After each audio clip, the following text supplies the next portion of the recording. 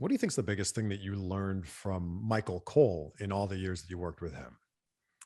Well, I did not have a ton of patience, and he was very patient with me, but it was just to be patient and to keep working and to not get too frustrated and not, give up on a circumstance. Because there were a lot of things that I would get put on a show, I'd get taken off a show, moved around. It was kind of a carousel there for a while, and it was just where they needed me at the time.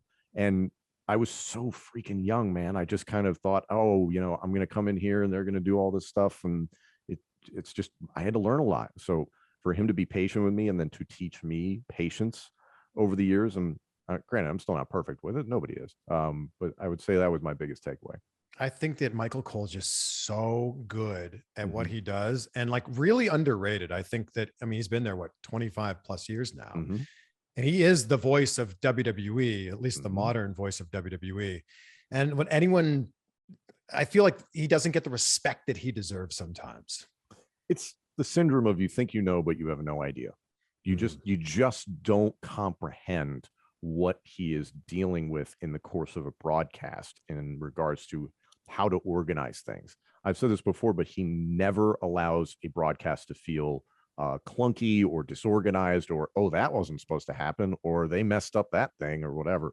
That's what great live broadcasting is all about, whether you're watching, the NFL on Fox or wherever you're, whatever. It's to make it seem as clean as possible. And that's largely on the broadcaster, who is supposed to operate as an extension of the production team. So he is outstanding when it comes to that. His emotion is always on point, which is something he drilled into my head for years. And there were plenty of things where I'd hear it and be like, oh, I didn't hit that.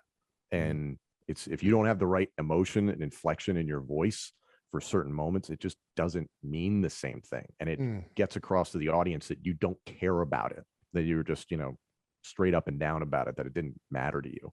Right. I also don't think that people realize what Michael Cole's doing behind the scenes. Like he's kind of the guy who's overseeing all the talent that's being hired as well.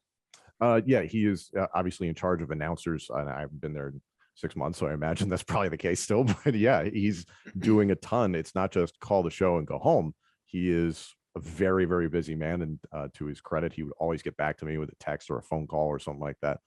Never too busy for his people, which I always appreciated. But you were also kind of stepping into that role. Like you were the Hmm. person who was interviewing new announcers or new on-air talent that might come through. So, look, from the outside looking in, it seemed to me that you were like the heir apparent to Michael Cole, that you were kind of just doing the things that he had done when he was coming up.